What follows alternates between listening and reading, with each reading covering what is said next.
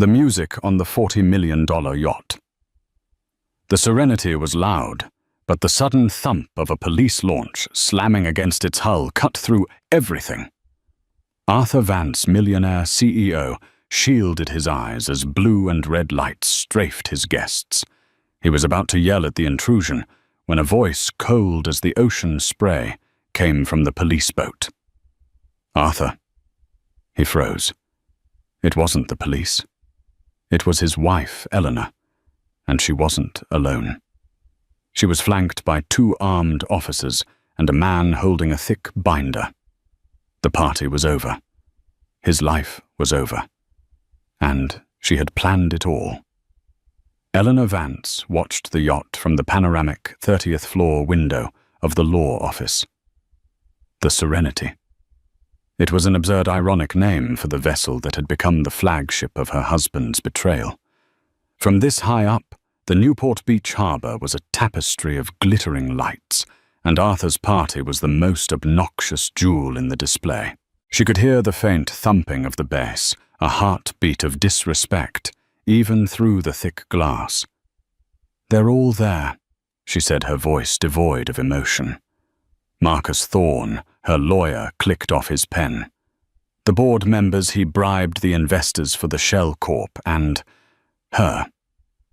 "Isabella," Eleanor said. The name tasted like ash. Isabella Rossi. The 25-year-old influencer who was at this very moment playing hostess on the yacht Eleanor's money had paid for. "Are you certain you want to do this, Ellie?" Marcus asked. He was the only person alive who still called her that. He had been her father's lawyer, the man who had helped build Vance Global Logistics from a single freighter into a billion-dollar empire. He was family. Eleanor turned from the window. The woman reflected in the glass was not the fragile socialite Arthur described to his friends. Her blonde hair was pulled back in a severe, elegant chignon. Her simple black dress was a uniform of mourning, not for her marriage, but for her own naivety. "He thinks I'm at a spa in Ojai," Eleanor said. "He thinks I'm getting a facial and crying into a $500 a night pillow. He thinks I'm stupid." "He's a fool," Marcus said, tapping the thick binder on his desk. But he was a thorough fool. The forensic accounting report from Mr. Chen. It's breathtaking. He's been siphoning money for 18 months. He set up Rossi Holdings in the Cayman Islands, using her name, and has been awarding it consulting contracts for millions. The party tonight isn't just a party, Eleanor. It's his exit. Eleanor nodded. The final transfer. He's moving the last $20 million to liquidate the account and flee the country. He thinks he's celebrating a new deal. In reality, he's celebrating his own escape.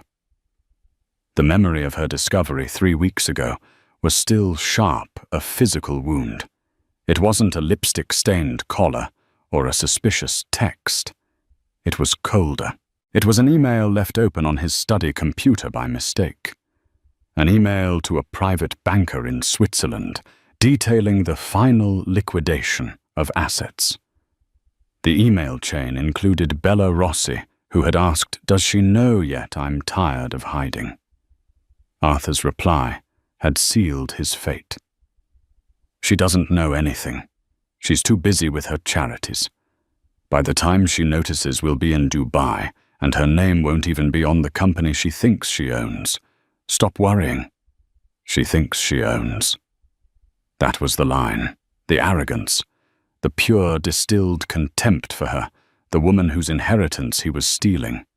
Her father, James Vance, had made her the 51% majority shareholder on his deathbed. Arthur was the CEO, the public face, but Eleanor was the owner. And he had forgotten it. "Detective Karras is on standby," Marcus said, interrupting her thoughts. "The Coast Guard is with her. They have the warrant. Once Mr. Chen confirms the final wire transfer has been initiated, we move. Are you sure you want to be there?" Eleanor picked up her purse. I'm not going to hide in a lawyer's office while he gives my father's company to that child. I want him to see my face when his world ends.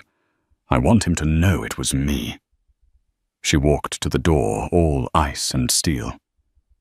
"Let's go, Marcus. It's time to crash the party."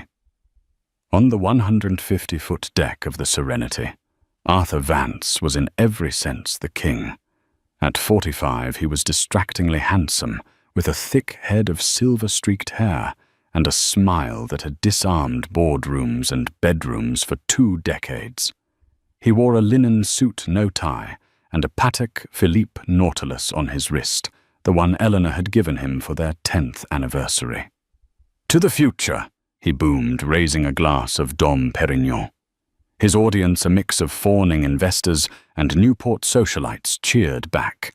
At his side, Isabella Bella Rossi was a vision in a blood-red Gucci gown. She was draped over him, her hand possessively on his chest. She was everything Eleanor wasn't: young, loud, and spectacularly unsubtle. "Arthur, darling, Mr. Harrison was just asking when the Laguna estate will be refreshed." Bella said, her voice a calculated purr. "I told him the minimalist look is so cold. I'm thinking more Versace." Arthur chuckled and kissed her temple. "Whatever my queen wants." The implication was clear to everyone. The old queen was out. The new one was already measuring for curtains. A venture capitalist named Ben Harrington clapped Arthur on the back. "Big moves tonight, Arthur. Big moves. This new international logistics partnership is a game changer. You're a genius." "You just have to know when to strike, Ben," Arthur said, his eyes glittering. "When to cut dead weight and streamline for the future. Vance Global is about to be lighter, faster, and more profitable than ever." Dead weight? He'd called Eleanor to her face last week. She had confronted him not about the money, but about the affair. She had wanted to give him one last chance to come clean, to salvage something.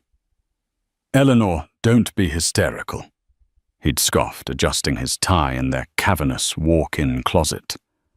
"Bella is just an intern. You're being paranoid. Honestly, this obsession is unattractive. You should focus on your gardening or whatever it is you do. Leave the business to me." He had gaslit her, patting her on the head as if she were a distressed poodle. It was that moment, that condescending pat, that had erased any lingering doubt about what she had to do. Now on the yacht, Bella was holding court. "I just don't understand how she could let herself go," Bella was saying to a small, rapt circle of women. "A man like Arthur, he has needs. He needs a partner, not a museum piece." "What about his wife?" one of the women asked, a rare flicker of decency in her eyes. "Eleanor is such a lovely woman." Bella waved a dismissive hand. Her diamond bracelets, paid for by Vance Global's consulting fees, catching the light. "Oh, Ellie, she's fragile. Always has been. The pressure of the company was just too much for her. Arthur had to step in and save it. He's saving her, really. She'll be much happier in a quiet, simple life. Once the divorce is final, of course." Arthur, overhearing this, beamed with pride. He loved this. The public adoration, the beautiful woman on his arm, the secret of the $20 million that was at that very second sliding from his company's main account into his offshore haven. He slipped away from the party and went down to his private study in the stateroom. He opened his laptop. The banking portal was open. Transaction status pending.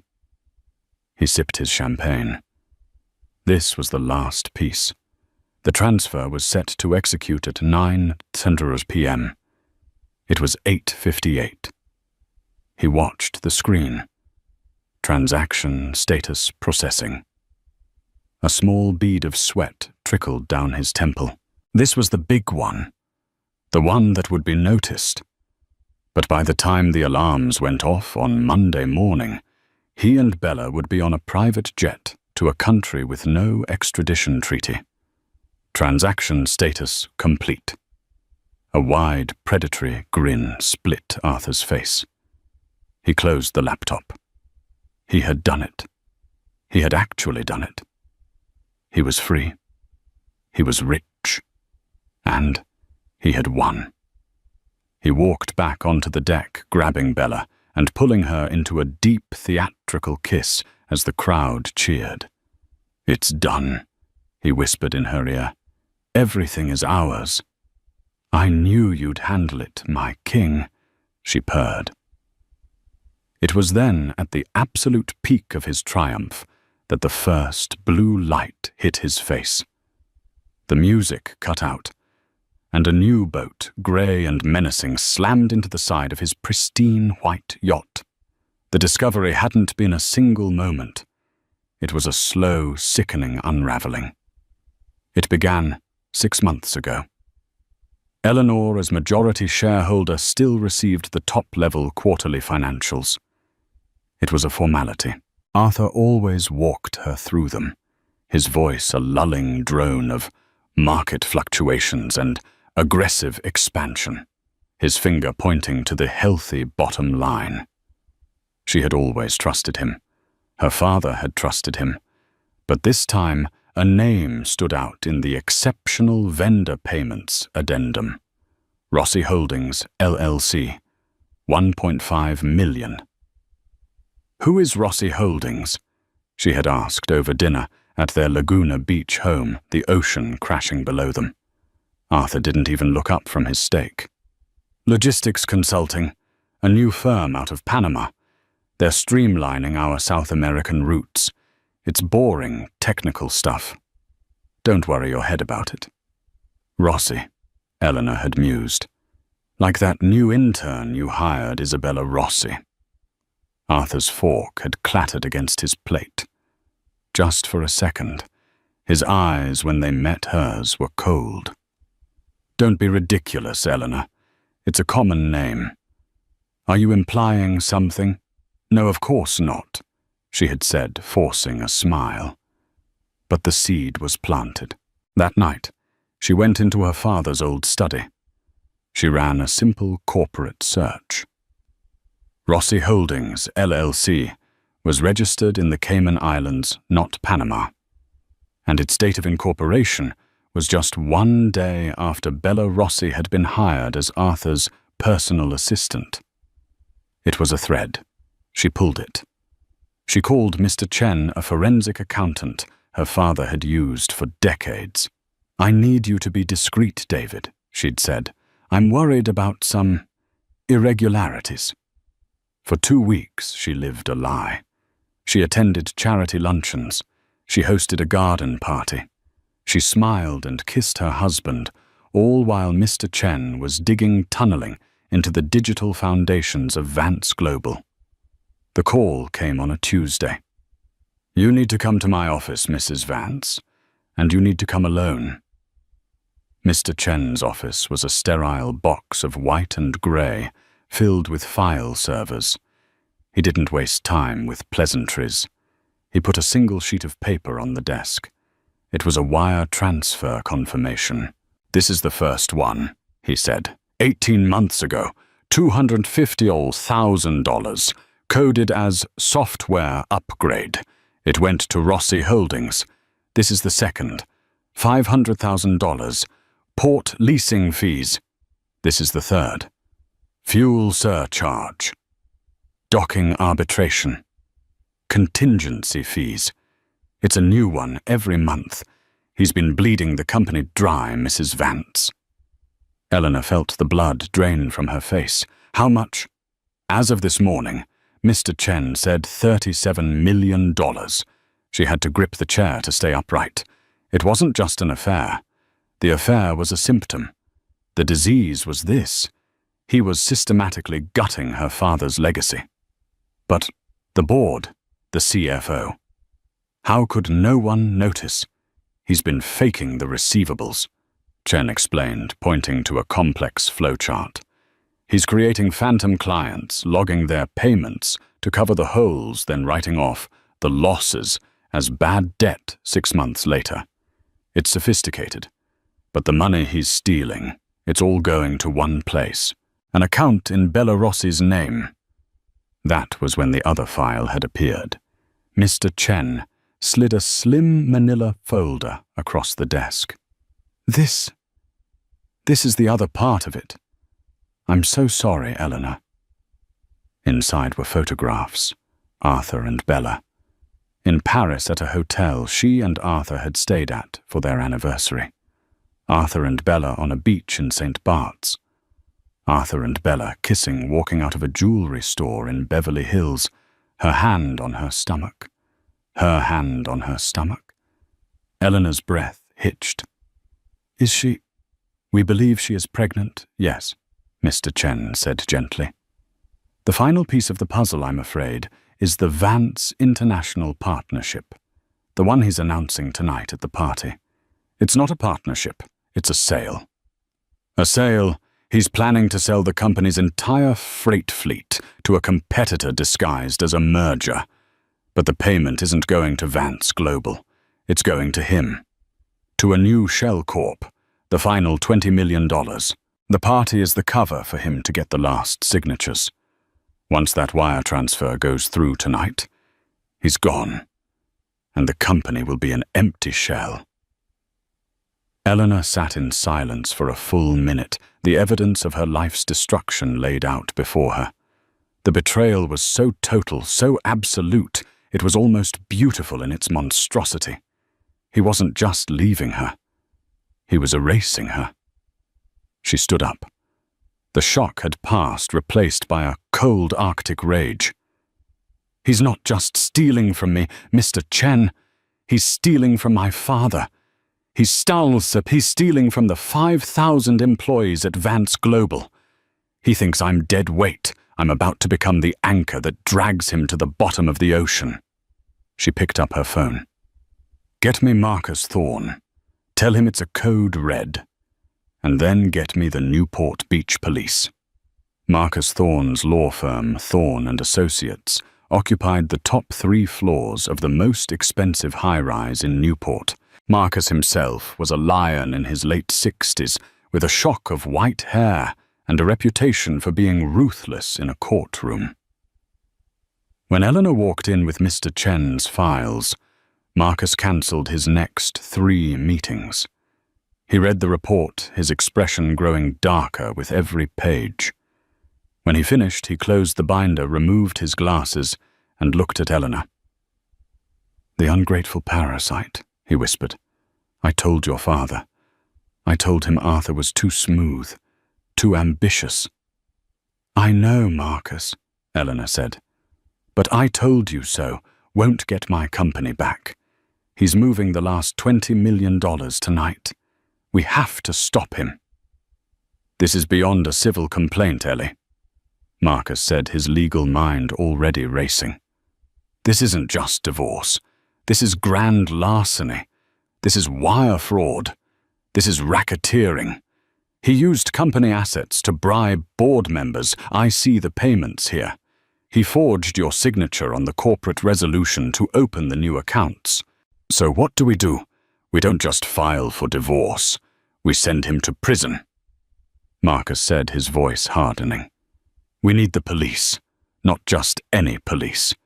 We need the Economic Crimes Unit. We need someone who can understand this and who won't be intimidated by the name Vance. He picked up his private line. Get me Detective Maria Karras. Yes, I'll hold. He looked at Eleanor. Karras is a bulldog.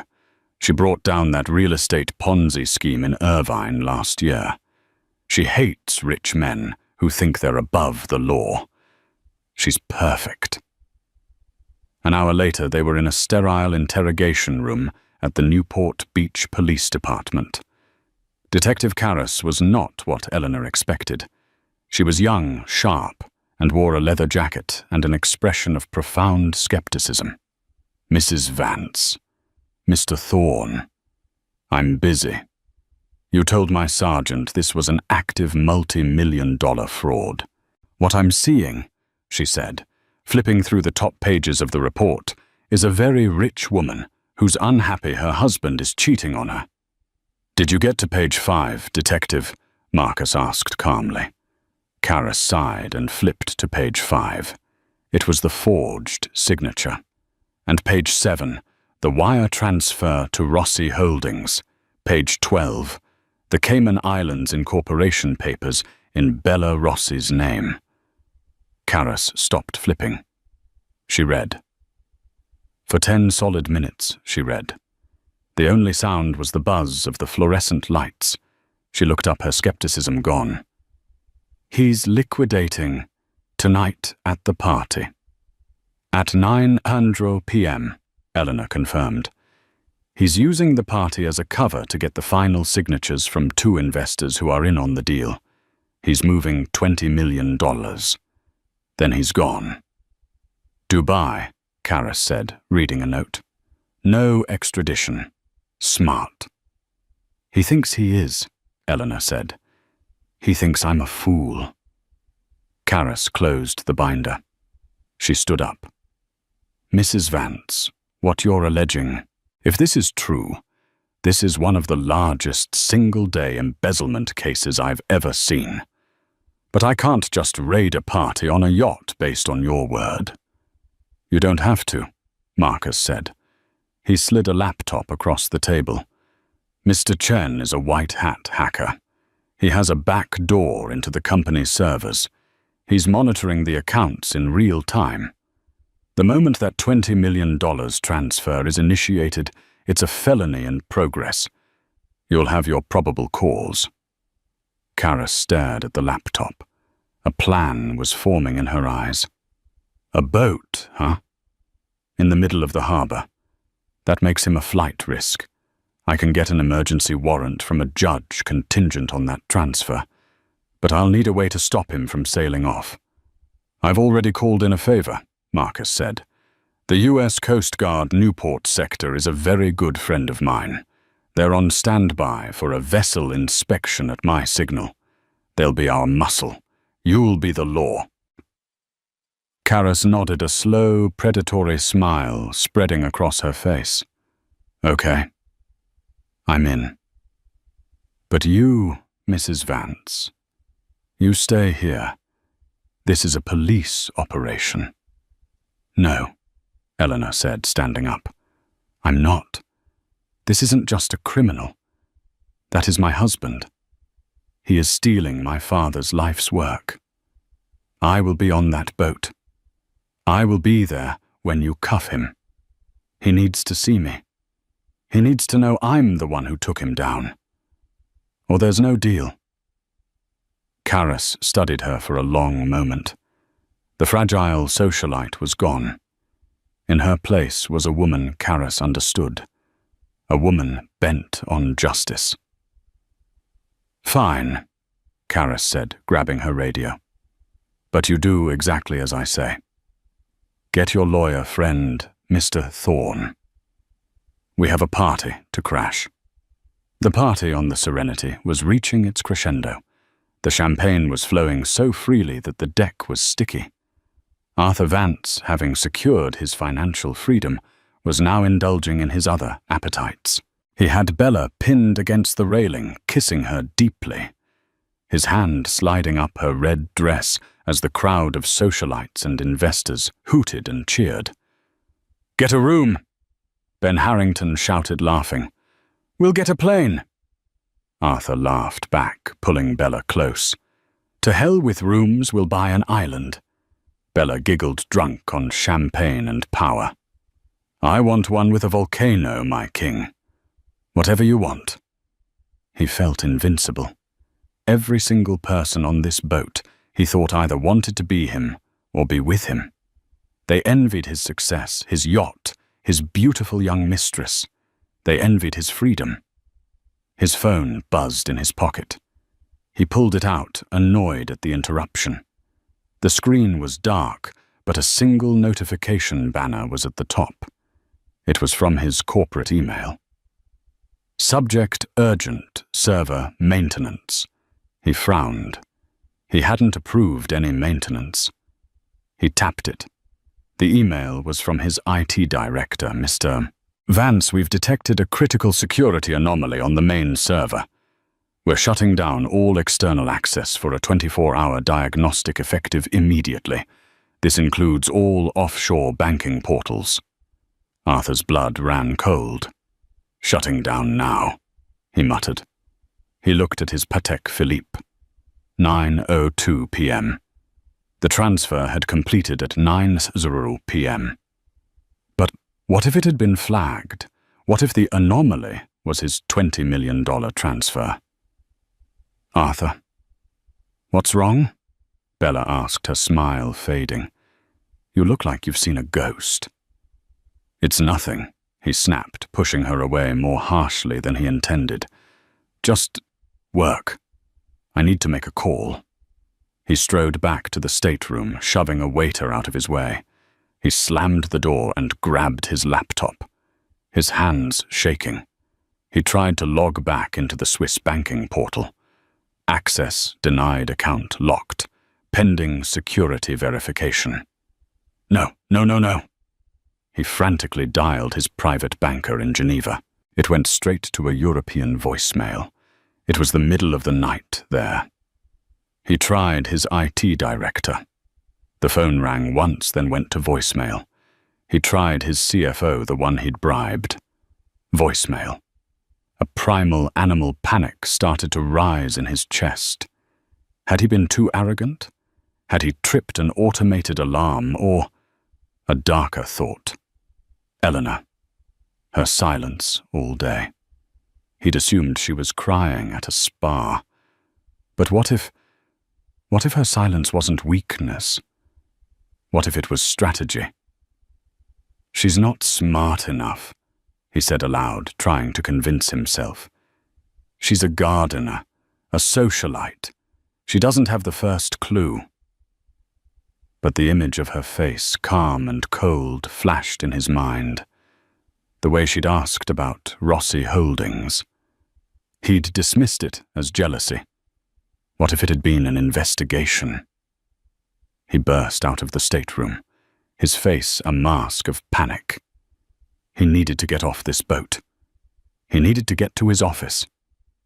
He needed to find out what was happening. Bella, he shouted. We're leaving.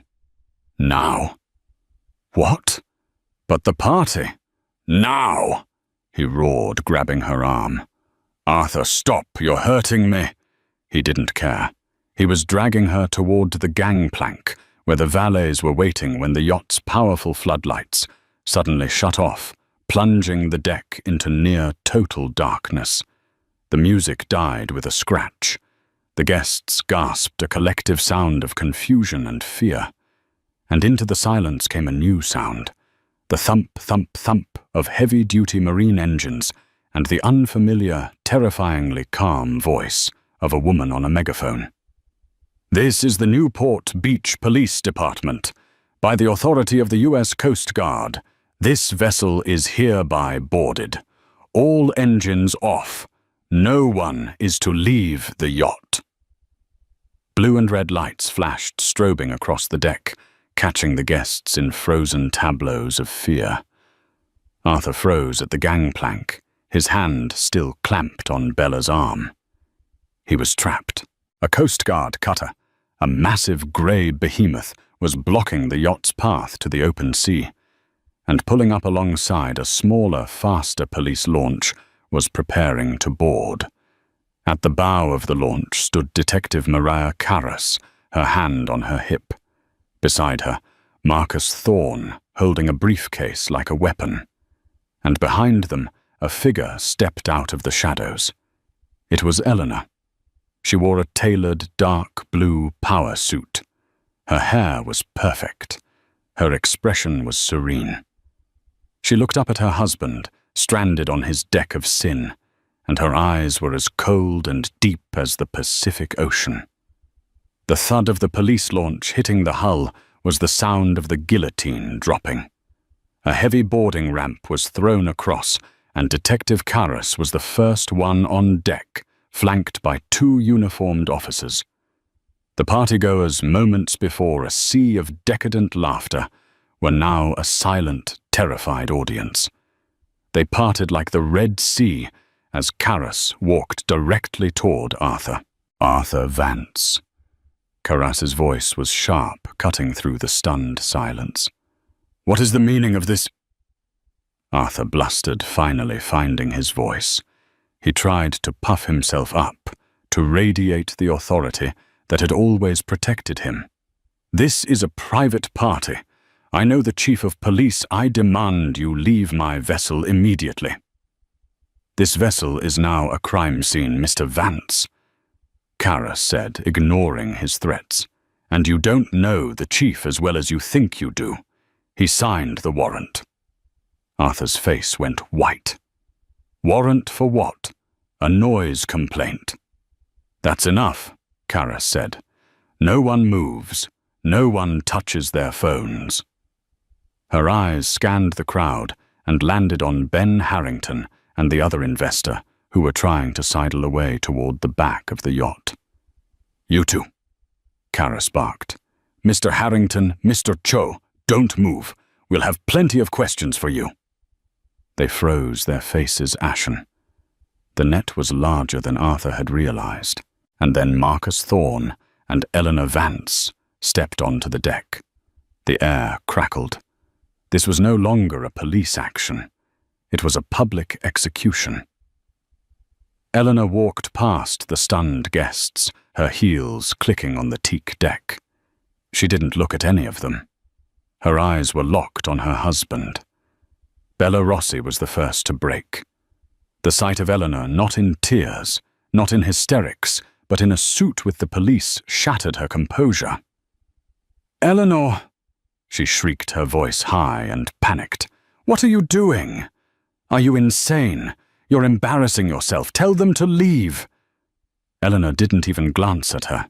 She stopped 5 feet from Arthur. Arthur stared at her, his mind racing, trying to find a move, an angle, a way out. There was none.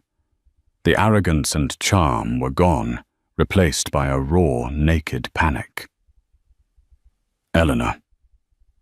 "What is this?" He tried attempting a softer tone. This is some misunderstanding. A fight about Bella. You're going to ruin us, Eleanor. You're going to ruin me, all because you're jealous." This was his last play to paint her as the hysterical, scorned wife. Eleanor let the silence stretch. She looked at him, truly looked at him, and felt nothing. Just a vast, cold pity.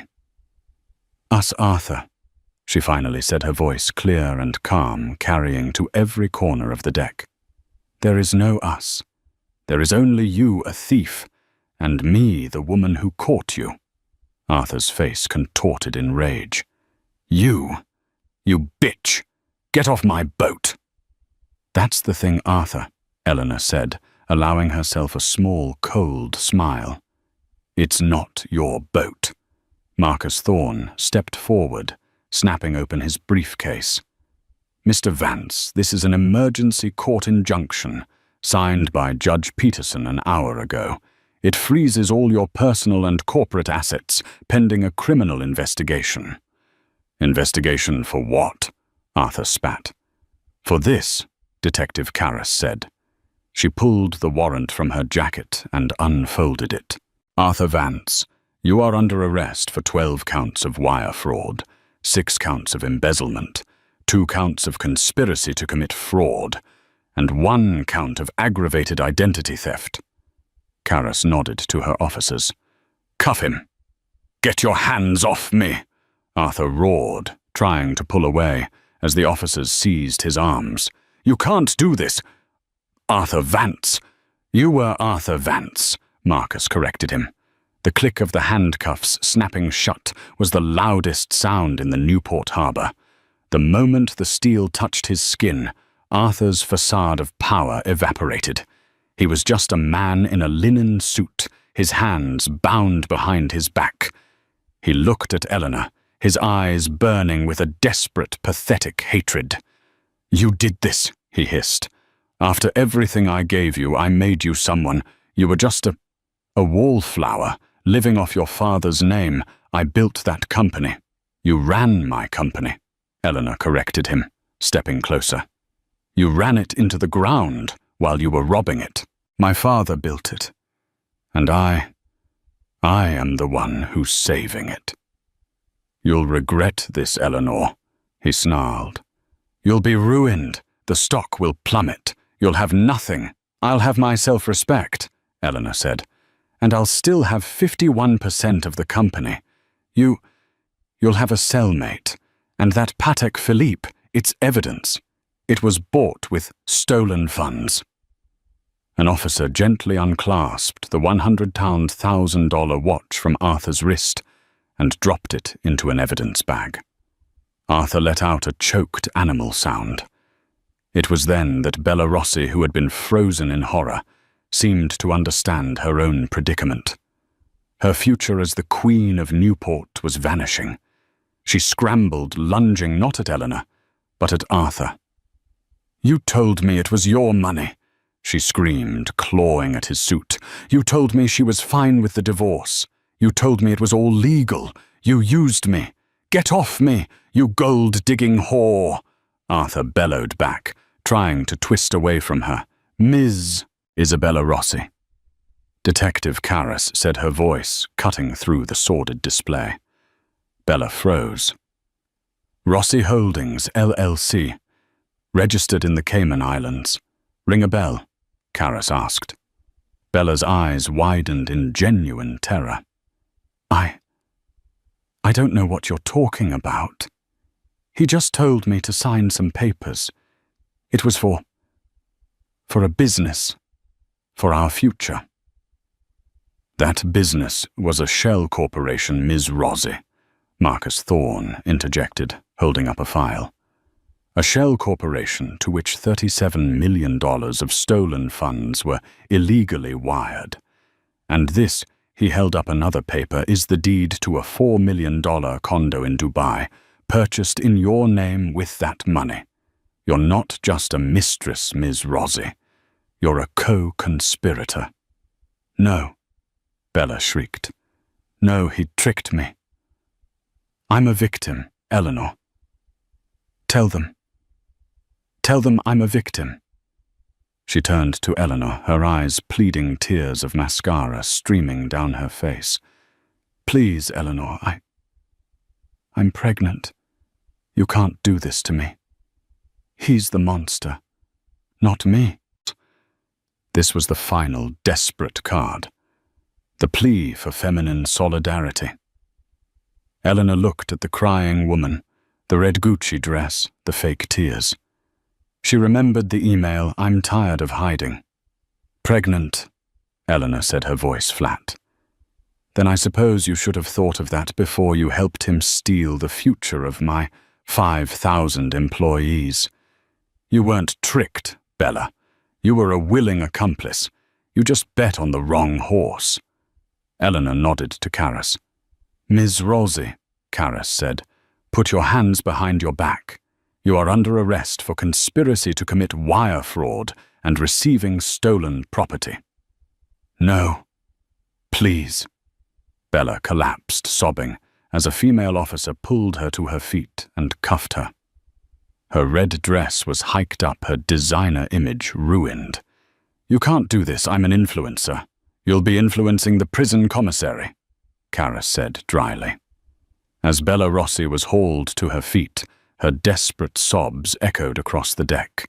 The fight had gone out of her, replaced by the hiccuping, gasping cries of someone whose entire world had just dissolved. "I didn't know," she whimpered over and over, a pathetic mantra that convinced no one. "He promised me. He promised." The female officer, unmoved, guided her toward the gangplank, her red Gucci dress now looking like a garish costume, a symbol of her spectacular failure. With Bella's exit, the full scope of the trap snapped shut on the remaining conspirators. The two investors, Ben Harrington and Michael Cho, who had been frozen in place, were now the center of attention for two other officers. "Gentlemen, I believe you have some questions to answer," Detective Karras said, nodding to them. "This is a grotesque misunderstanding." Harrington blurted out, his face slick with sweat. He tried to laugh, a high, panicked sound. "We're just guests. We were advising Arthur on a merger, that's all. It was a standard deal." Marcus Thorne stepped forward, his eyes like ice chips. He held up a single printed email. "A standard deal. Mr. Harrington, is it also standard to accept a $2 million wire transfer to an untraceable shell company in Belize as an advisory fee?" He held up a second paper. "And Mr. Cho, your fee was the deed to a condo in Miami Beach. We have the wire confirmations. We have the forged signatures. You weren't advising him. You were his accomplices." Harrington's face crumpled. Cho, a quieter man, simply closed his eyes, defeated. "We'll cooperate," Cho whispered. "All of it. We'll tell you everything." "I'm sure you will," Karras said, as her officers cuffed them. "You have the right to remain silent." The rest of her words were lost as the other guests, the sycophants, the fair-weather friends, began to panic. They saw the net widening and scrambled to distance themselves. "I barely knew him," one woman who had been laughing at Bella's jokes an hour earlier told an officer. "We just came for the party," another man insisted, grabbing his wife's hand. "We had no idea about any of this business stuff." They were like rats tripping over one another to get off the yacht, to disavow the man they had been toasting as a king moments before. An officer stood at the gangplank, methodically taking each name and phone number. They were all witnesses now, accessories to the most spectacular social and financial execution in Newport Beach history. Through it all, Arthur Vance stood alone, his hands cuffed behind him. He watched Bella get led away. He watched Harrington and Cho turn on him in a heartbeat, and he watched his friends scatter. The fog of his arrogance was finally clearing, leaving only the cold, sharp reality of his ruin. His entire empire, his web of lies, his beautiful mistress, his future, all of it gone in 10 minutes. He turned his movements stiff and robotic to face the architect of it all. Eleanor was standing 10 feet away, watching him. Not with hate, not with tears, but with a calm, almost curious detachment, as if studying a failed experiment. That look, her pity, was what finally broke him. "You," he whispered, his voice a low, seething hiss. And then he lunged. It was a wild, desperate, primal roar of a man with nothing left. "You'll pay for this!" The officers were on him in a second, slamming him back against the yacht superstructure. The impact rattled a tray of glasses, but Arthur didn't feel it. He was a caged animal, straining against his restraints, his face purple with rage. "You did this to me!" he screamed, spittle flying from his mouth. "You cold, empty bitch! You were nothing, a piece of furniture in my house. I gave you a life, I made you someone, and you ruined me for her. For a stupid intern." Eleanor didn't flinch. She took a slow, deliberate step toward him. The officers tensed, but she held up a hand. She would not be afraid of him. Not anymore. "You're wrong, Arthur," she said, her voice a low, steady counterpoint to his screams. "I didn't do this for her. I didn't even do this for me. I did this for my father. I did this for the 5,000 employees you were willing to destroy for a new condo and a 25-year-old. She stepped closer, her eyes locked on his. "You think I was alone? You were so busy building your new life, you never noticed the one I was building. I wasn't alone. I had Mr. Chen, the boring accountant. You never bothered to learn the name of who cracked your private ledger in 6 hours. I had Marcus, the old fossil you tried to force into retirement, who built a case file so ironclad you will never see daylight again. I had Detective Karras, who it turns out really hates arrogant men who think they're above the law. She was inches from his face now, her voice dropping to a whisper that was more chilling than his screams. You mistook my kindness for weakness. You mistook my insolence for stupidity. You didn't just cheat on your wife, Arthur. You tried to rob a Vance, and we don't tolerate thieves. She leaned in her final words for him and him alone. You thought you were a King Arthur. You're just a common thief in an expensive suit. And the dead weight you were so eager to cut, that was the anchor holding you to the world. Now you're just falling. She straightened her suit jacket, the picture of composure, and turned to the detective. Take them away, Detective Karras. The deck needs to be cleaned. Vessel is secure. Let's go. Karras nodded. Arthur said nothing else. The fight was gone, leaving a hollow, broken shell. He and his co-conspirators were frog-marched down the gangplank. On the dock it was pure chaos. The anonymous tip from Marcus had borne fruit. A wall of flashing cameras and shouting reporters greeted them.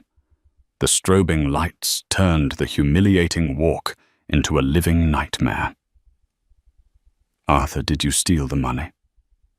Bella, was it all a lie? Mr. Vance, how does it feel? Arthur stumbled. His linen suit rumpled his face, a mask of shame. Bella, seeing the cameras, hid her face and began to wail, a truly pathetic sight. The King of Newport and his new queen were dragged away, not to a private jet, but to separate police cruisers, their new lives just beginning. On the yacht there was silence. The only sounds were the wind and the distant lapping of water. Eleanor stood alone on the deck now, a wasteland of half-eaten canapes and spilled champagne. Marcus came to stand beside her. It's done, he said softly. He'll be buried in a federal prison for 20 years, minimum. Good, Eleanor said. She walked over to a table and picked up an untouched full flute of Dom Perignon. She looked at the bubbles for a long moment, then calmly poured the entire glass over the side of the yacht, a final symbolic cleansing. She set the empty flute down with a decisive click. Marcus, she said, turning to him, her eyes already focused on the future. Have someone clean this up and sell the boat. I never liked it. She started walking toward the gangplank, not looking back. And Marcus, yes, Eleanor, send a memo to the board. Emergency meeting, 9 a.m. tomorrow, my office. The trial of Arthur Vance was the social and financial event of the season, a media circus that the press gleefully dubbed the Billionaire's betrayal. Every day, Eleanor Vance walked into the courthouse impeccable in a series of severe dark suits, her face a mask of iron composure. She was the state's star witness. On the other side of the room, Arthur, now gaunt and stripped of his designer suits and arrogant charm, looked like a hollowed-out version of his former self. He was a defendant. She was an executioner. His expensive legal team tried every trick. They painted Eleanor as a vengeful, scorned woman, a hysterical wife who had fabricated a complex financial conspiracy to punish him for a simple affair. It fell apart on the stand. Mr. Chen's digital evidence was irrefutable, a perfect, damning timeline of theft. The two investors, Harrington and Cho, having turned state's evidence for a lighter sentence, laid out the entire conspiracy email by email. But the most devastating testimony came from Bella Rossi. She entered the courtroom not in Gucci red, but in a plain beige blouse, her hair in a mousy ponytail, tears already welling. She was playing her final role, the ultimate victim. She wept. She pointed at Arthur. She claimed she was a pawn in his monstrous game. "He made me do it all," she cried. "He told me the money was his, a private fund. He promised me a new life. He said she didn't care about him anymore." The performance was compelling right up until Arthur's own lawyer, in a desperate attempt to discredit her, began his cross-examination. "Ms. Rossi, you told my client you were pregnant, did you not? Was that also part of his master plan?" Bella's face froze. The courtroom went silent. I, she stammered. I thought I was. It was a mistake." "A mistake," the lawyer pressed. "Or was it a lie, Ms. Rossi?" "A calculated lie to pressure my client into leaving his wife faster. A lie to secure your own financial future." Bella collapsed into sobs. Her performance shattered. It was the truth. The pregnancy had been a fabrication, a final manipulative card she had played. The jury saw it all. Not a victim, but a failed co-conspirator, just as ruthless and greedy as the man she was trying to blame. The jury was out for less than 2 hours. The verdict was a formality. Guilty. On all 17 counts. At the sentencing, the judge looked down at Arthur with open contempt. "Mr. Vance," he said, his voice booming in the silent room, "you are a man of immense privilege. You had a respected name, a powerful company, and a family. You had everything. And you gambled it all, not out of need, but out of a profound, bottomless arrogance. You chose the path of a common con artist. You didn't just steal money. You betrayed the trust of your family and the livelihoods of 5,000 employees who depended on you." He paused. "This court sentences you to the maximum allowable 25 years in federal prison." Arthur let out a sound, a choked, strangled gasp, and visibly sagged as if his strings had been cut. He was no longer a king. He was an inmate. Bella Rossi, for her limited cooperation, received 3 years for conspiracy. The story was over for them. But for Eleanor, it was just beginning. As Arthur had predicted, the stock for Vance Global Logistics had tanked. The moment the cuffs had snapped on his wrist, the company's market cap had plummeted by 40%. The company was hemorrhaging money and credibility. The board, the same men who had clapped Arthur on the back, was in a full-blown panic. They called an emergency meeting. Eleanor Vance walked into the 30th floor boardroom at 9:00 a.m. sharp. The remaining board members, the ones not facing their own indictments, looked at her with a new terrified respect. A man named Henderson, the oldest member, cleared his throat. "Eleanor, Mrs. Vance, this is a catastrophe. We've lost $200 million in market cap. We're facing shareholder lawsuits. We have no CEO. We have no credibility. Frankly, our only move is an emergency sale. We need to find a buyer, liquidate, and salvage what we can." The other men nodded grimly. Eleanor, standing at the head of the table, was silent for a long moment. Then she said one word. "No." It was quiet, but it landed like a thunderclap. "Excuse me," Henderson stammered. "There will be no sale." Eleanor repeated her voice, cutting through the room. "Vance Global is not for sale." Another board member, Davies, scoffed. "Eleanor, with all due respect, you've spent the last decade running charity auctions. This is a billion-dollar logistics empire on the verge of collapse. We need a real CEO. Someone who can... A real so, Eleanor interrupted. She dropped a thick, spiral-bound binder onto the table. It landed with a heavy, definitive thud. "For 10 years, she said, her voice low and dangerous. "You all looked at me as Arthur's wife. You patted my head. You complimented my garden parties. And while you were all doing that, I was listening. I was reading every quarterly report you signed off on without a second thought. I was watching as you let my husband, the man you called a genius, hollow out my father's company with consulting fees and shell corporations. You didn't just fail the company. You failed your one job to watch. She looked at every face. This, she tapped the binder, is my 100-day plan. Effective immediately, the corporate jet is sold. The New York penthouse is on the market. All consulting contracts initiated by Arthur Vance are permanently terminated. Marcus Thorne is our new acting chief counsel, and David Chen, the man who actually found the rot you all ignored, is our new head of auditing and cybersecurity. She looked directly at Davis. You thought I was fragile. You thought I was dead weight. My father built this company on reliability. My husband nearly destroyed it with arrogance.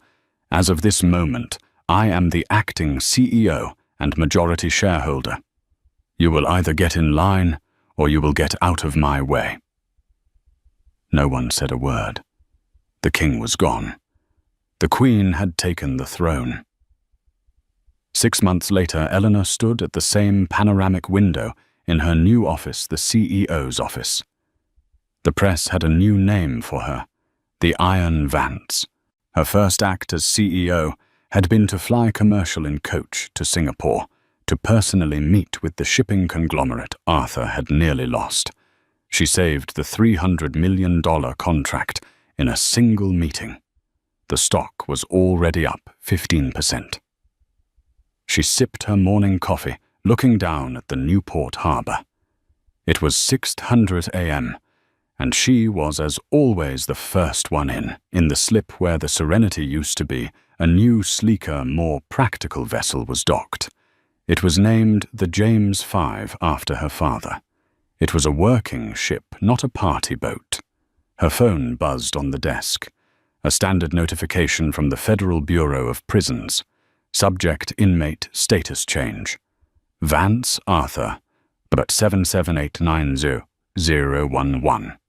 Transferred to USP, Victorville. It was a digital ghost, a reminder of a life that felt like it belonged to someone else. She looked at the message for a long, cold second, seeing not a man, but a mistake. She pressed delete. Eleanor Vance turned back to the window, watching the sun rise over her harbor. She had work to do. And just like that, Eleanor Vance didn't just get her revenge, she got her company back. She proved that being underestimated is the ultimate weapon. The king was dethroned, the mistress was exposed, and the true queen finally took her seat at the head of the table. What did you think of Eleanor's takedown? Was it justice, or was it cold-blooded? Let me know in the comments below what your favorite twist was. If you loved this story and want more tales of dramatic takedowns and shocking real-life karma, make sure to hit that like button and subscribe to the channel. Don't forget to ring the notification bell so you never miss an upload. And if you have a story you think we should tell, share it with us. He had it all: a loving, pregnant wife, a billion-dollar merger on the horizon, and a penthouse overlooking Central Park. But Marcus Vance was a man who wanted more. He called his wife Serafina a liability. He humiliated her, betrayed her, and threw her out of his home to make room for his mistress. He thought he was untouchable. What he didn't know was that Serafina's quiet, unassuming father wasn't just comfortable, he was a tycoon. And when a tycoon's daughter is betrayed, the fall doesn't just hurt. It's absolute. The chandeliers at the Metropolitan Museum of Art's gala dripped crystals like frozen rain, each one reflecting the strained smile on Serafina Vance's face. At 7 months pregnant, her feet ached in her custom-made heels, and the sheer weight of her emerald and diamond necklace, a push present from her husband Marcus, felt more like a beautiful yoke than a gift. "Marcus, darling, I'm feeling a little faint," Serafina murmured, touching his arm. "Do you think we could?" Marcus Vance didn't look at her. His eyes, a sharp, metallic blue, were scanning the room, hunting for his next opportunity. He was a man carved from ambition, handsome in the way a predator is handsome. He ran Vance Innovations, a tech startup that had ballooned in valuation, and he was on the cusp of his masterpiece, a merger with the Japanese conglomerate Yoshida Corp. "In a minute, Sarah," he said, his voice a low, impatient hum. He patted her hand dismissively. "Go sit by the pillar. I need to speak to the board member from Sterling Thorne Capital." He smiled, but it didn't reach his eyes. "This is for us, for the baby." Serafina nodded, retreating to the relative quiet of a marble alcove. This was her life now, a beautiful backdrop for her husband's meteoric rise. She had met Marcus 3 years ago. She'd been working as a curator at a small gallery, and he'd been a charming, relentless force of nature. She loved him, or at least she loved the man he had been. The man who was now schmoozing by the Rodin sculptures was a stranger, all hard edges and cold calculations. She rubbed her swollen belly. This baby, a boy, was supposed to fix the growing chasm between them. Instead, it seemed to have accelerated Marcus's detachment. He complained about her hormonal state, her fatigue, her new rounded shape. She pulled out her phone and found a text from her father, Arthur Hayes. Serafina smiled, a genuine one this time. Her father was her anchor. He was a quiet man, semi-retired, who managed his family investments from a sprawling, comfortable estate in upstate New York. He'd never been flashy, preferring old books and long walks to the glittering shark tank Marcus adored. Marcus found him pleasantly irrelevant, a relic of old money who didn't understand the speed of the new world. She didn't tell him that Marcus had snapped at her in the car, angry that she'd asked him to slow down. She didn't tell him that networking looked a lot like flirting. An hour later, her feet were numb. She decided to find Marcus. They had to leave. She navigated the maze of tables, the air thick with perfume and the sound of false laughter. She checked the main hall, the terrace, and then the private donor lounge. She found him in a secluded hallway, tucked behind a tapestry. He wasn't alone. With him was a woman Serafina recognized, Chloe Dubois. Chloe was a razor-sharp VP from a rival firm, known for her merciless tactics and her couture wardrobe. She was the opposite of Serafina, sleek, cold, and not at all pregnant. Marcus had his back to the hallway, but Serafina could see Chloe's face. She was laughing, her scarlet-painted fingernail tracing the lapel of Marcus's tuxedo. "You're sure she won't be a problem?" Chloe murmured, her voice like expensive whiskey. "The timing is messy." "She's not a problem. She's a formality," Marcus said. Serafina's blood turned to ice. His voice was laced with a contempt she had never heard. "She's emotional, pregnant, barely understands what I do. She thinks her father's investments are impressive. It's adorable."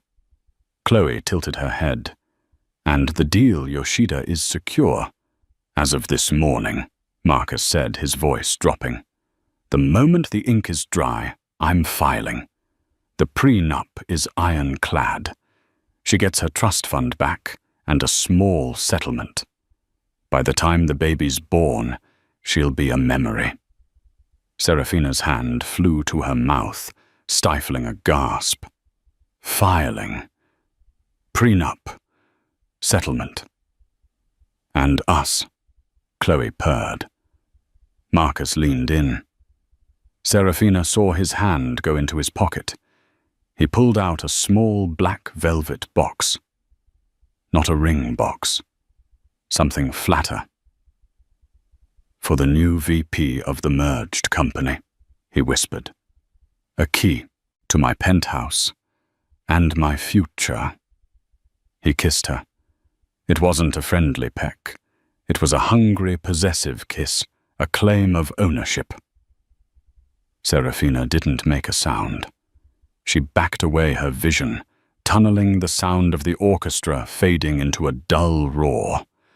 The baby kicked a sharp, sudden jab, as if he too could feel the betrayal.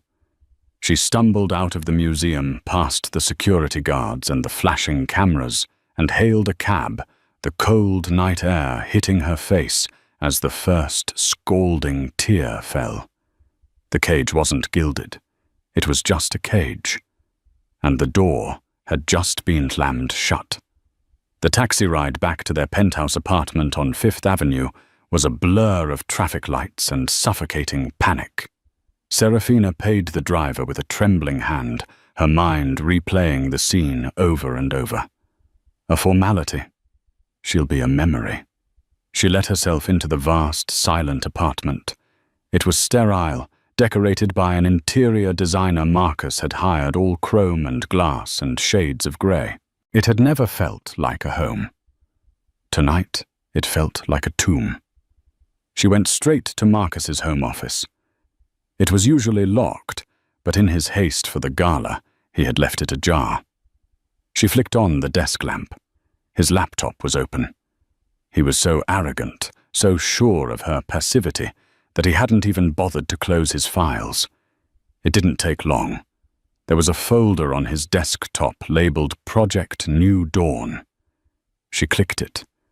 Inside were not just files on the Yoshida merger, but private financial statements, offshore account details, and a subfolder simply titled Dissolution. Her heart hammered against her ribs. She clicked it. There it was, a petition for dissolution of marriage, drafted by the most ruthless divorce attorney in New York, a man named Silas Croft. It was dated 3 weeks ago, but it was the other documents that made her sick.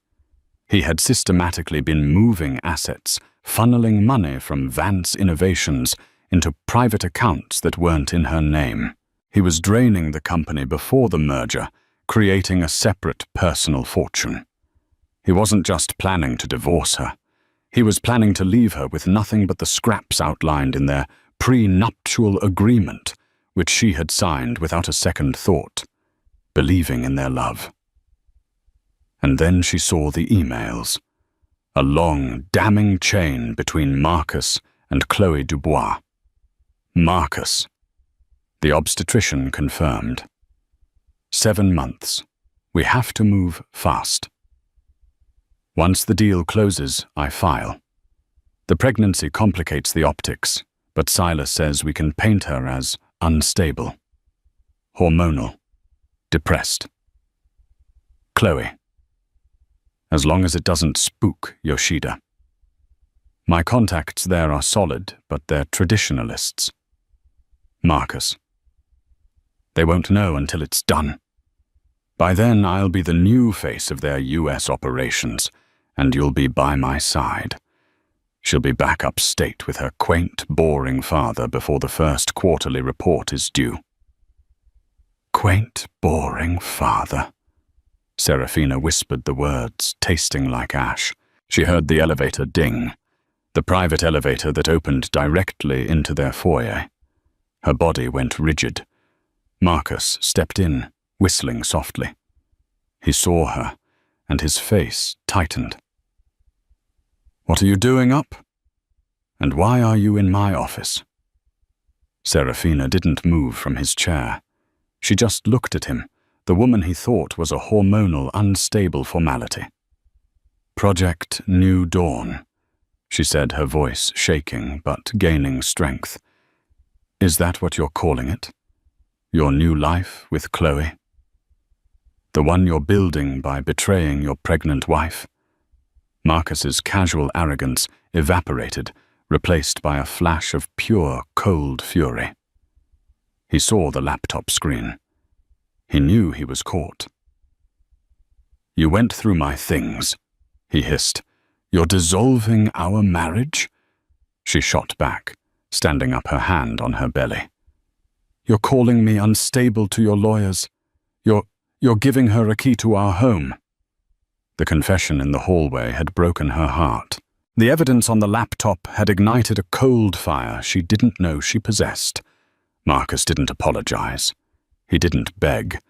He advanced on her, his face a mask of contempt. "So you know," he spat. "Good. It saves me a boring conversation. Yes, I'm leaving you. This. He gestured to her and her stomach. "This isn't the life I want. You're slow. You're dull. You're a chain around my neck. I'm merging with Yoshida. I'm going to be worth $10 billion. I need a partner, not a dependent." "I am your wife," she choked out, tears welling. "I am carrying your child." "A child I never wanted," he roared, and the cruelty of it silenced her. "I wanted a dynasty.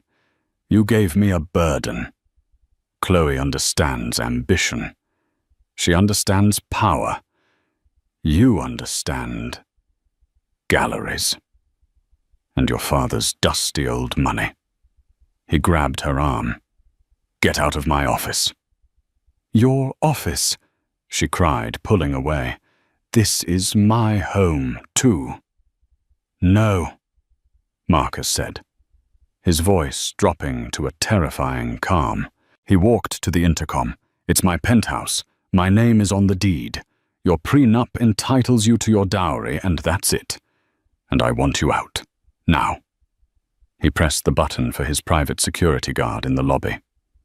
"Miguel, Mrs. Vance is leaving. Please escort her from the premises." "Marcus, no." Serafina pleaded, stumbling back. "It's 3 a.m. I'm pregnant. Where am I supposed to go?" "I don't care," he said, straightening his tie. He walked to the bar and poured himself a scotch. "Go to a hotel. Go to your father. Go to hell for all I care. The merger signs in 48 hours. When it does, you will be officially irrelevant." The security guard, Miguel, arrived looking deeply uncomfortable. "Sir." "Take her. She can pack 1 bag," Marcus said, turning his back on her. "And if she tries to take anything of value, call the police." "Marcus!" She screamed a raw, primal sound of pain and disbelief. He just took a sip of his scotch. "Your presence is depressing, Serafina, and bad for business." Miguel gently touched her arm. "Ma'am, please." Numb, defeated, and utterly broken, Serafina let the guard lead her to the bedroom. She packed a small overnight bag, her hands shaking so hard she could barely zip it. Her emerald necklace was still on the dresser. She looked at it, then at her reflection, pale, tear-streaked, pregnant, and discarded. She left the necklace. She wouldn't take a single thing from this monster. As Miguel escorted her to the service elevator, Marcus's voice echoed from the living room, already on the phone. "Chloe." "Hi, baby. Yeah, a little hiccup, but it's handled. The place is all ours. I'll see you tomorrow." The elevator doors closed, and Serafina Vance, daughter of one of the richest men in the world, was homeless on the streets of New York. Serafina stood on the sidewalk of Fifth Avenue at 3:15 a.m. The city lights, usually so magical, felt garish and mocking. Her phone was at 10% battery. She had her wallet, her small bag, and the weight of her unborn child. She couldn't breathe. The panic was a physical thing, tightening her chest, making her dizzy. Where do I go? He was right. Her friends were his friends. Society people who would side with the money and the power. She hailed a cab, her mind racing. She needed a safe place, a place he couldn't reach her. The Carlisle, she told the driver. It was an old-world hotel, discreet and quiet. She checked in under her maiden name, Serafina Hayes, using her personal credit card, the one her father had given her, not the joint account she shared with Marcus. The concierge, a kind-faced older man, noted her distress and her condition, and silently upgraded her to a suite. Once inside the plush, quiet room, Serafina locked the door, slid to the floor, and finally let go. She wept. She wept for her marriage, for her baby, for the love she thought was real. She cried until her throat was raw and her stomach ached from the force of it. After an hour, the tears subsided, replaced by a cold, clear, vibrating rage. He will not destroy me. He will not destroy this baby. She plugged in her phone. She had one call to make. She dialed. It rang twice. Serafina. "My girl, are you all right?" "It's 4 a.m. His voice, calm, warm, steady. Her father. "Dad," she tried, but her voice broke. "Sarah, what is it? Where are you?" The warmth was gone, replaced by a sudden, sharp urgency. I'm at the Carlisle." "Daddy, Marcus," she told him everything. The gala, Chloe Dubois, the laptop, the divorce papers, the financial fraud, the penthouse, being thrown out pregnant in the middle of the night. The line was silent. For a moment she thought he hadn't heard her. "Dad, are you there?" When he spoke, his voice was unrecognizable. It was not the voice of the kindly, book-loving retiree. It was the voice of a man who built an empire from nothing. A voice that hadn't been used in this way for a very, very long time. It was cold as a glacier. "He did what?" "He said I was a liability," Serafina whispered, a fresh wave of tears coming. "He said you were quaint." Another pause. Longer this time. "Serafina." Arthur Hayes said, his voice terrifyingly precise. "I want you to listen to me. Lock your door. Order some tea and something to eat for the baby. Do not leave the room. Do not speak to anyone.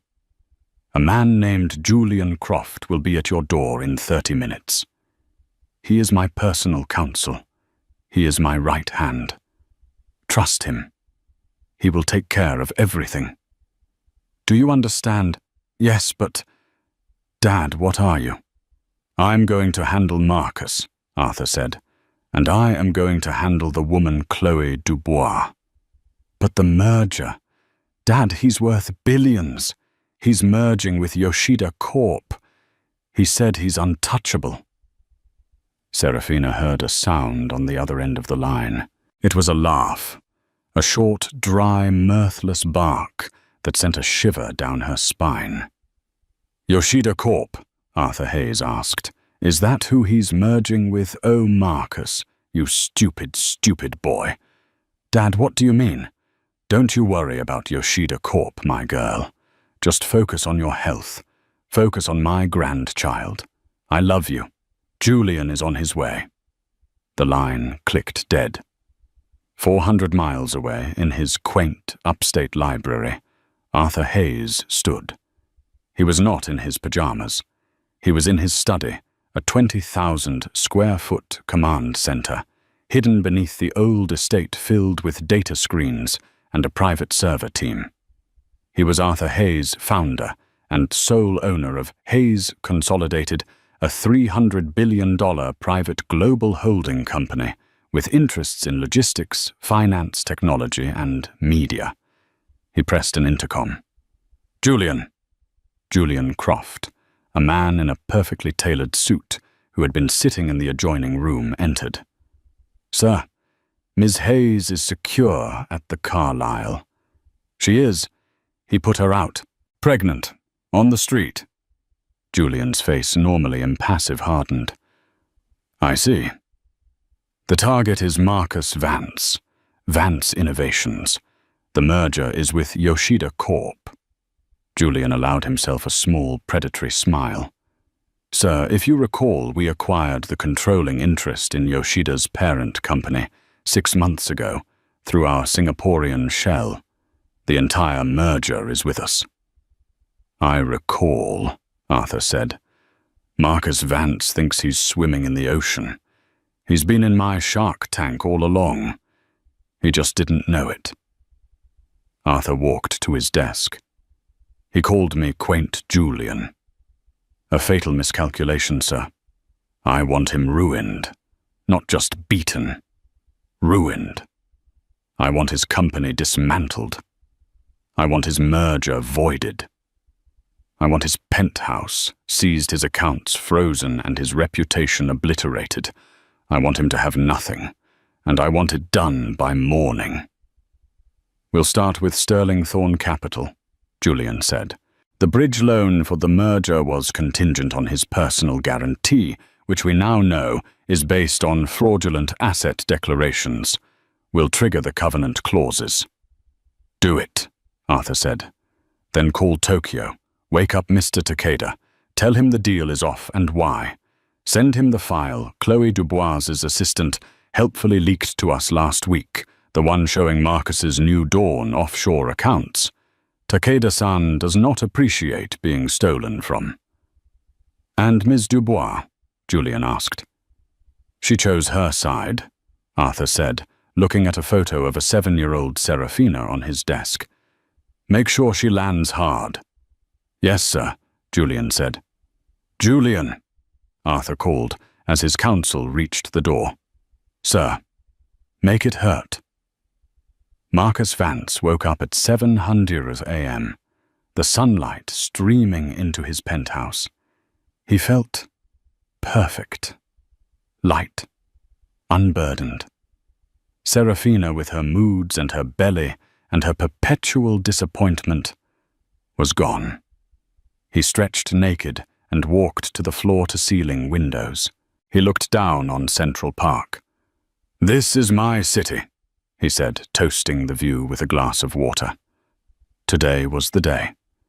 At 10:00 a.m., the final papers would be signed with Yoshida Corp. By 10:05 a.m., his net worth would be $10 billion. By 11:00 a.m., Silas Croft would be serving Serafina with divorce papers. He'd already sent a car for Chloe. They would celebrate tonight. He showered, dressed in his most expensive suit, a $20,000 Brioni, and headed to his office. He felt the hum of power in his veins. He was untouchable. He walked into the Vance Innovations boardroom at 9:00 a.m. His CFO, David Chen, was waiting along with his legal team.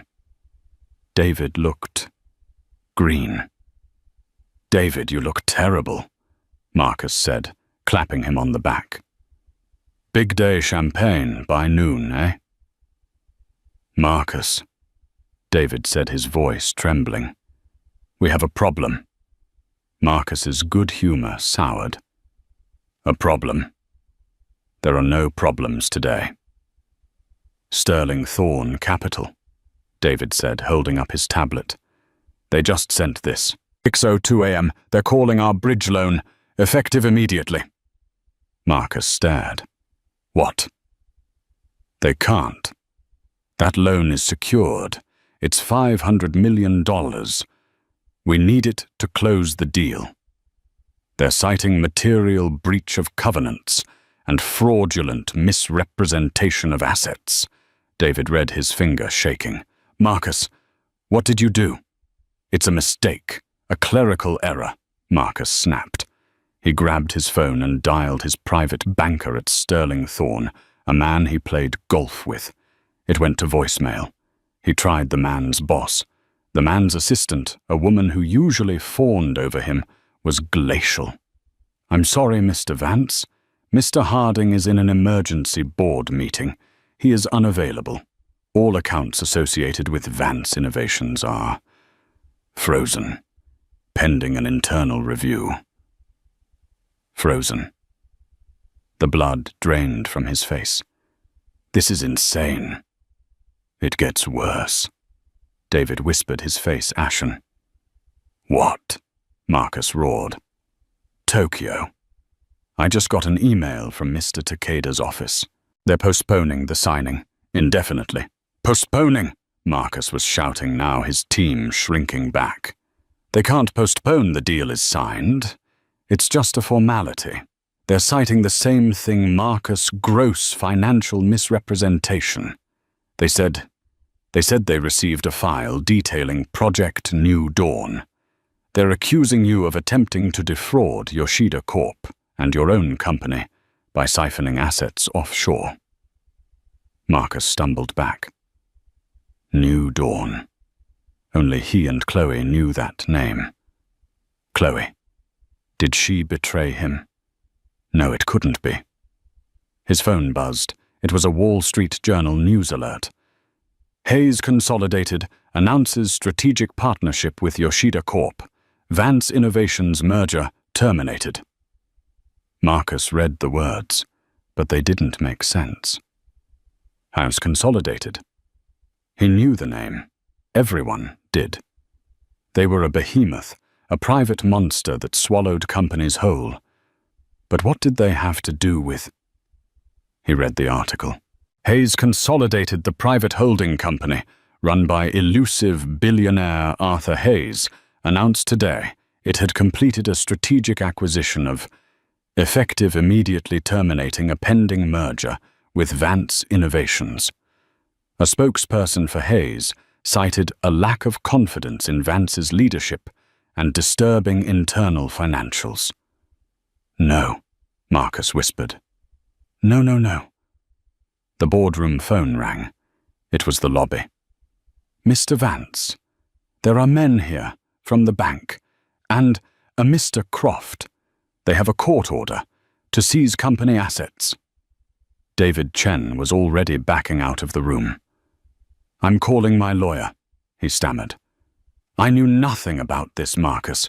I'm out. The legal team followed, scrambling for the exits.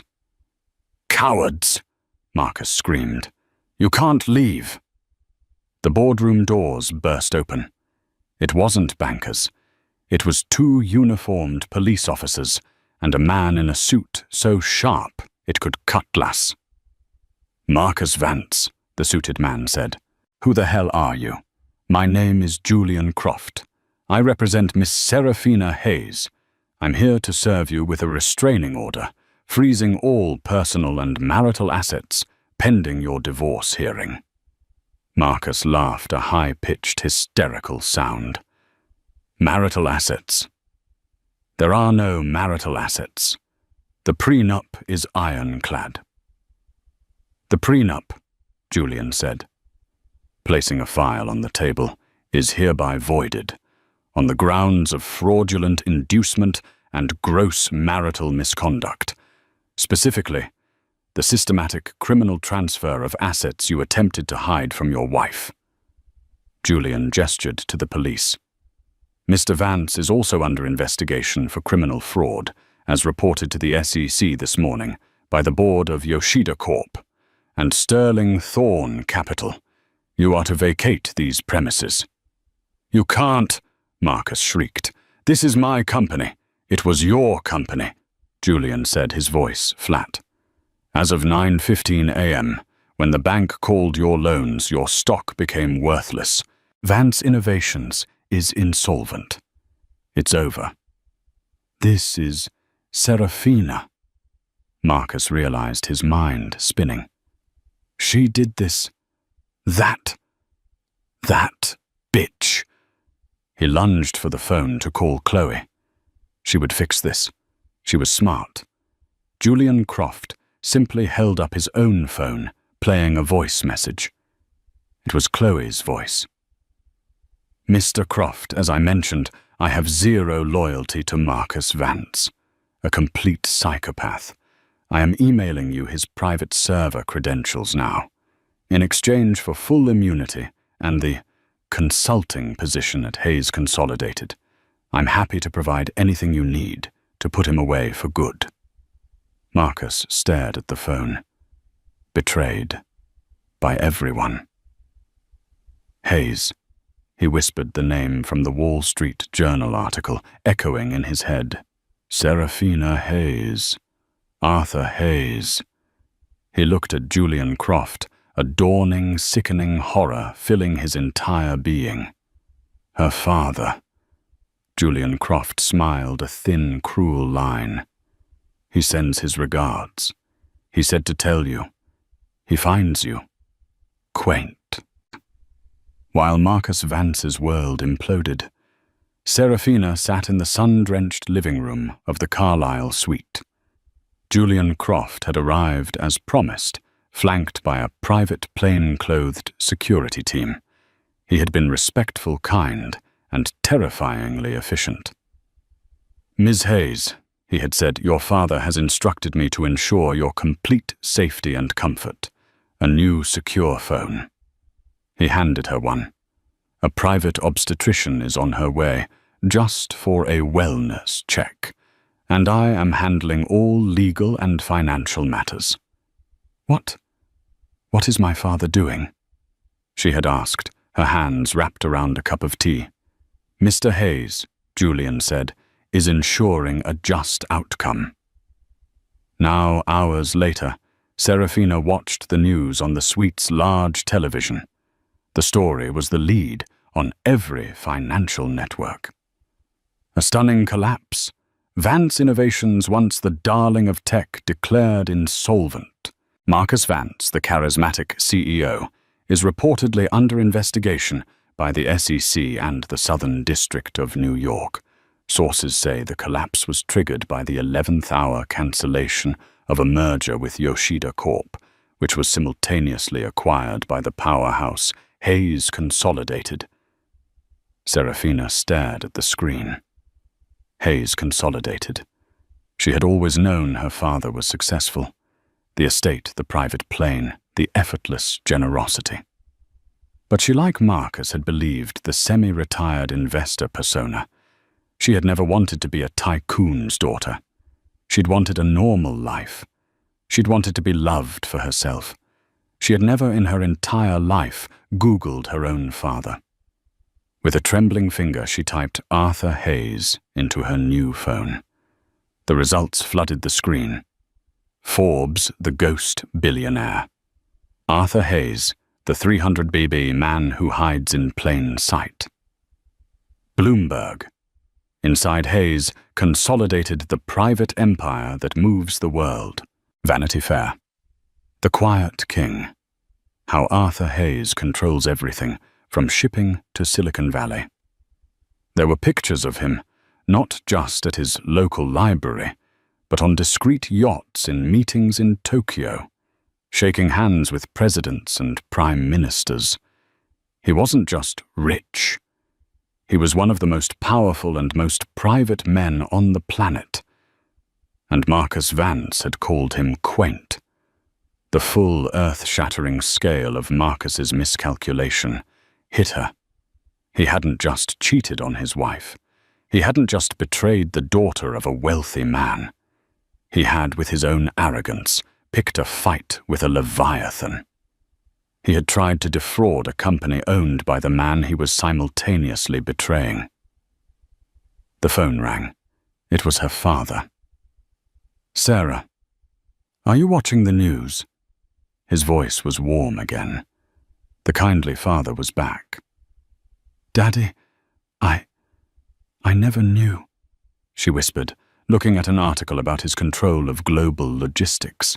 Why didn't you tell me? Tell you what, my girl, he said gently, that I had a big, boring company. It's not important. You are important. My grandchild is important. Your happiness was all that mattered. I wanted you to find someone who loved Serafina Hayes, not the Hayes Consolidated heiress. It appears I failed to protect you from that. No, Dad, she said, tears in her eyes. You didn't fail. I chose him. I was blind. Well, Arthur said, a hint of steel returning. The blindness is cured. Now Julian has voided the prenup. He's also filed for an emergency seizure of 50% of all known assets, which unfortunately for Marcus, the SEC is now helping us uncover. What about Chloe? Serafina asked, a trace of bitterness in her voice. Ms. Dubois, Arthur said, was very cooperative. She provided us with the final piece of the puzzle, Marcus's hidden servers. In exchange, she was offered a consulting position, a very lucrative one. You hired her? Serafina felt a pang of disbelief. Oh yes, Arthur said. Her contract starts tomorrow, and it's terminable at will. Julian is arranging for her consulting to take place at our new data entry facility in Anchorage in January. Serafina couldn't help a small, watery laugh. Dad. She'll quit, of course, Arthur continued breezily. But her reputation on Wall Street after betraying her boss so thoroughly to a competitor, it's finished. No one will ever trust her again. She's radioactive. As for Marcus, his voice hardened. His house of cards was built on my territory, Sarah. I just blew it down. The penthouse, Arthur explained, was leveraged to the hilt for the bridge loan. With the loan called, the bank was foreclosing today. The cars were leased. The art was rented. The Patek Philippe on his wrist was bought with a credit line that as of 10:00 a.m. no longer existed. He has nothing, Serafina asked. He has the clothes on his back, Arthur Hayes confirmed, and a staggering amount of personal legal debt. He will be in court for the rest of his life. A new terrible chapter was over. A new uncertain one was beginning. Come home, Sarah, Arthur said. Come upstate. Let me take care of you and the baby. I'm on my way, she said, finally feeling for the first time in months completely safe. Marcus was still standing in the ruins of his boardroom when Julian Croft and the officers left. His phone buzzed. A text from his mother, Marcus. What is happening? The bank just seized our house. They said you used it as collateral. He ignored it. His phone buzzed again. An email from the board of his own building. Dear Mr. Vance, we are informed of your delinquency. Your access to the premises, including the penthouse and all building amenities, is hereby revoked. Security has been instructed to deny you entry. He was locked out. He stumbled into the hallway. His employees, the people who had worshipped him, wouldn't meet his eye. They were packing their desks, whispering. He was a ghost in his own company. He took the elevator down. When he exited into the lobby, the security guard, the one who used to run to get him cabs, held up a hand. Sorry, Mr. Vance, I can't let you leave. What? You can't hold me here. No, sir. But they're here for your personal effects. The guard pointed. A man in a cheap suit was standing by the door. A repo man. Marcus Vance, the man said, reading from a clipboard. I'm here for a Patek Philippe Grandmaster Chime reference, 6300G purchased via a Sterling Thorn credit line. I need you to hand it over. You're taking my watch, Marcus stammered, his voice cracking. Yes, sir. Or the officers upstairs can add theft to your list. Slowly, his hands shaking, Marcus undid the clasp. The $2.5 million watch, his symbol of success, felt suddenly heavy and cold. He dropped it into the man's outstretched cloth bag. The repo man checked it off. Thank you, sir. Have a nice day. Marcus pushed through the revolving doors, shoeless, watchless, and broken. He stood on the sidewalk, the city noise deafening. He had no office, no company, no car, no home. He checked his wallet. He had $400 in cash. He began to walk. He didn't know where. He walked for miles in his $20,000 suit, his mind a howling void.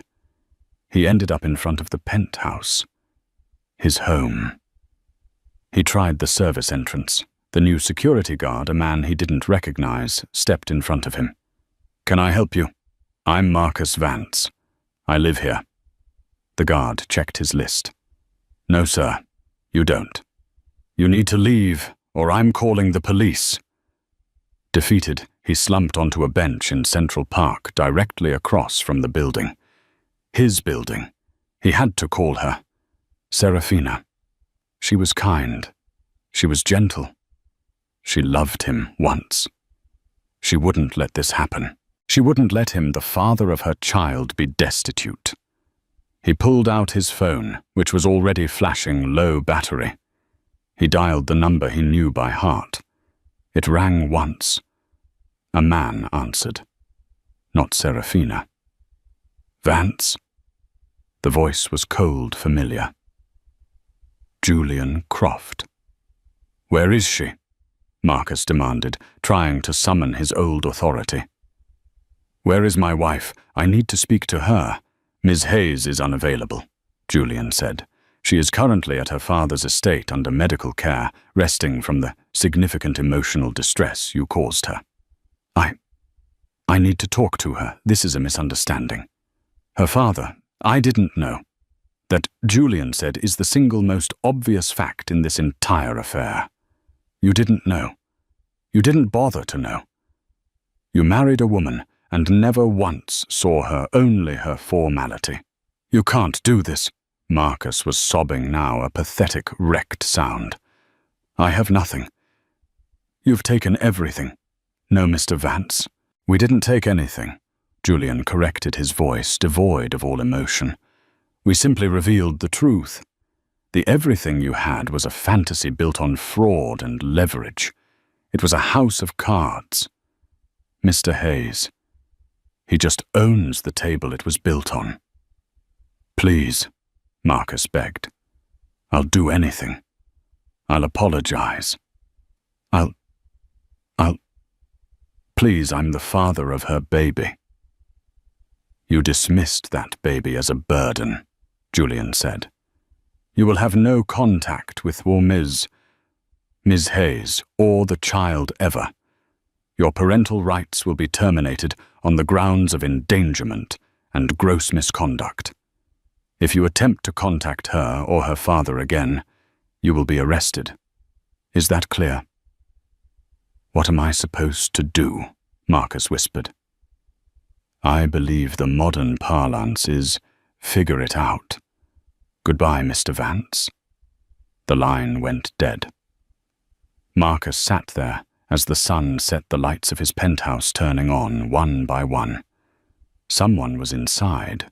Cleaners, probably. Liquidators. His phone died. He was alone. With 400 his ruined suit and a name that was now synonymous with failure. The reckoning was complete. 3 months passed.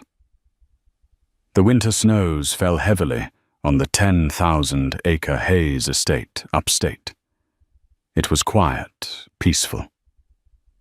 Serafina sat in a window seat, a thick cashmere blanket over her lap, her belly now round and full. Her due date was 2 weeks away. She was not the same woman who had been thrown out of her penthouse.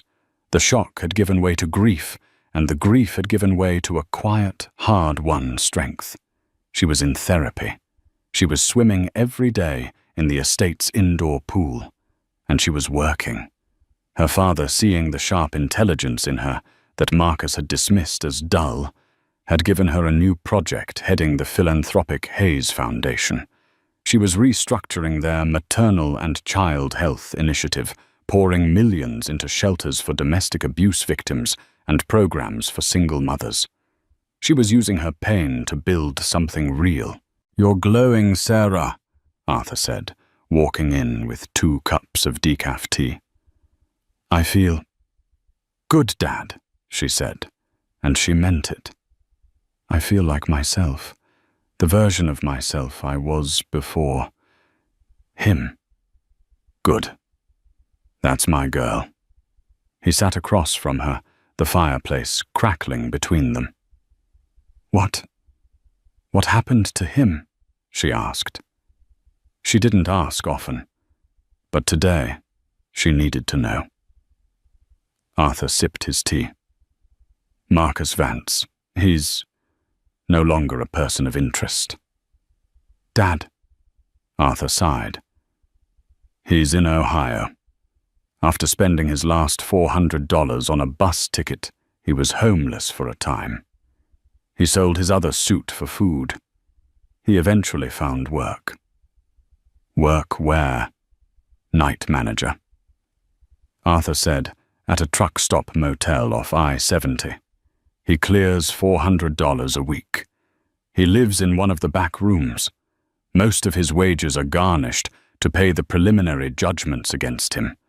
He'll be in debt for the rest of his life. Serafina was quiet. She felt nothing. No pity, no anger. Just a vast, empty distance. He was a stranger, a ghost. And Chloe? She lasted 48 hours in Anchorage, Arthur said with a small smile. She is currently being sued by 3 different firms for breach of contract. Julian Croft also, anonymously, sent her new potential employers the recording of her betraying Marcus, as I said, radioactive. Serafina nodded, closing that chapter for good. Good. She looked out the window. I've decided on a name for the baby. Oh, Theodore Arthur Hayes, she said. Arthur's eyes, the eyes of the $300 billion ghost, filled with tears. He reached across and squeezed her hand. That's a fine name.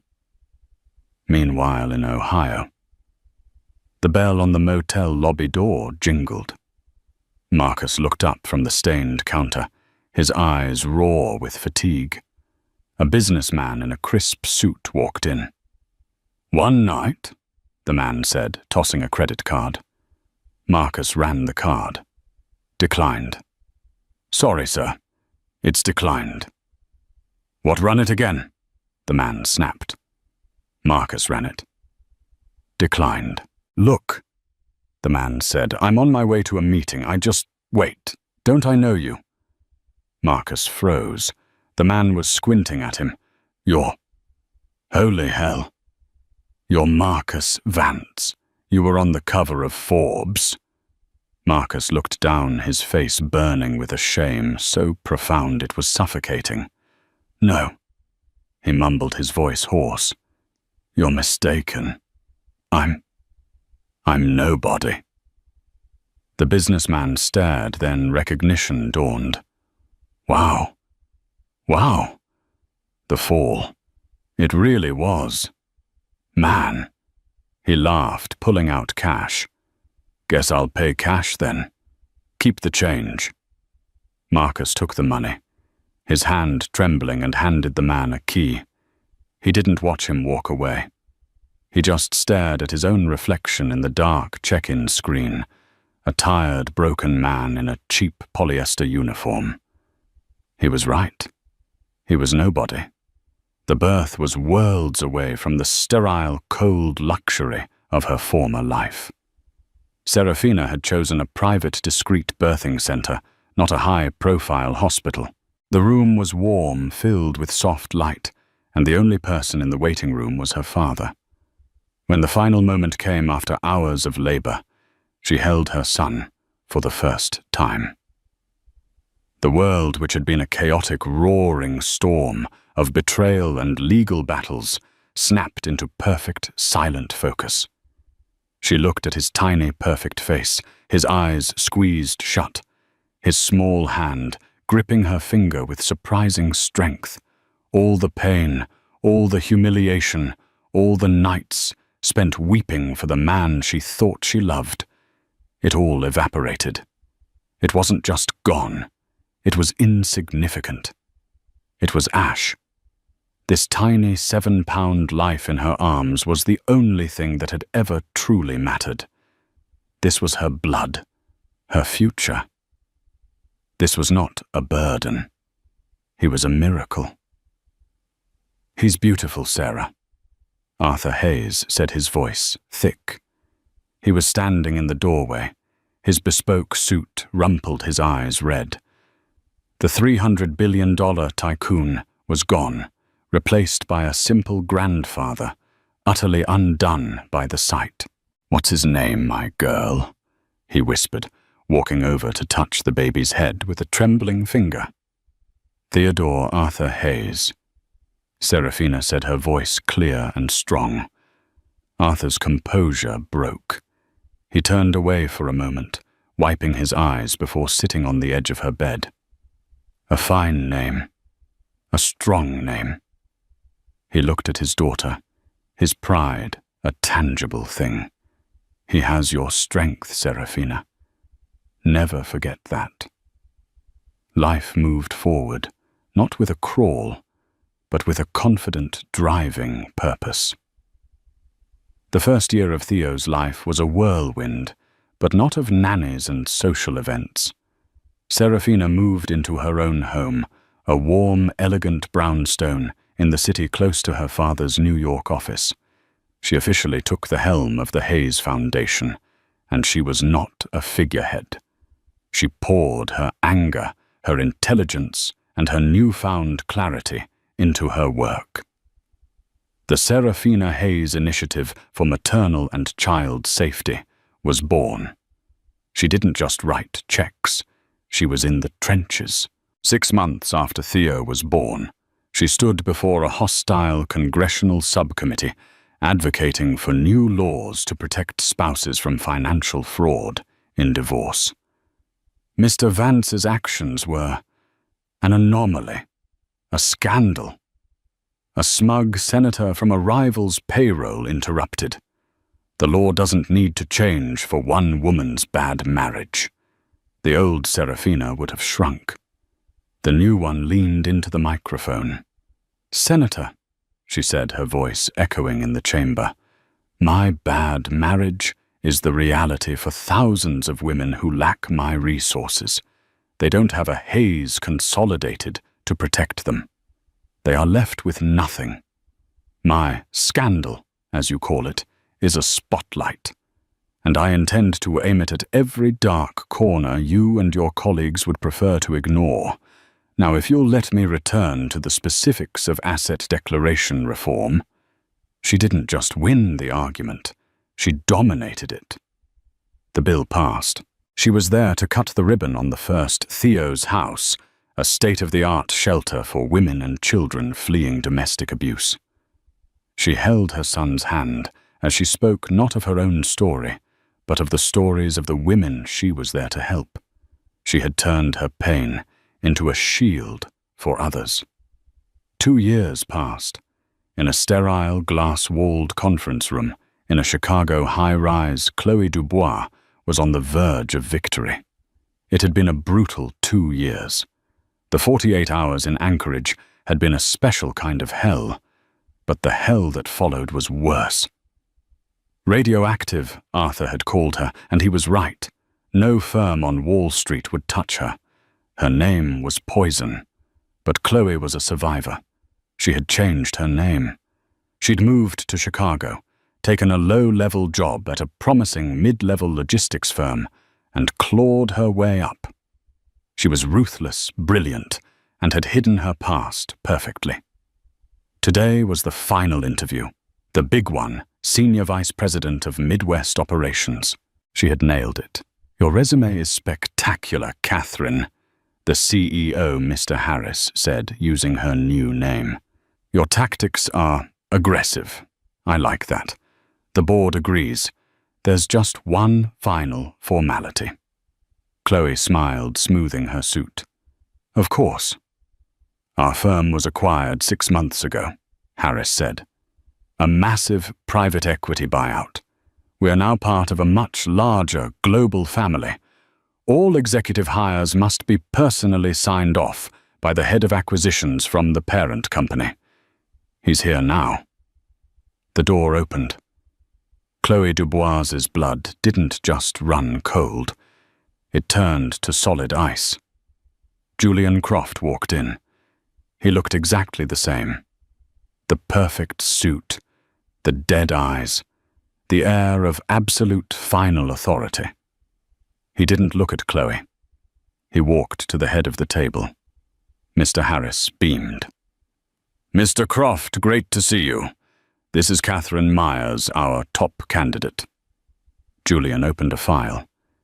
He looked at Chloe, and for the first time she saw a flicker of something. It was distaste, like looking at an insect.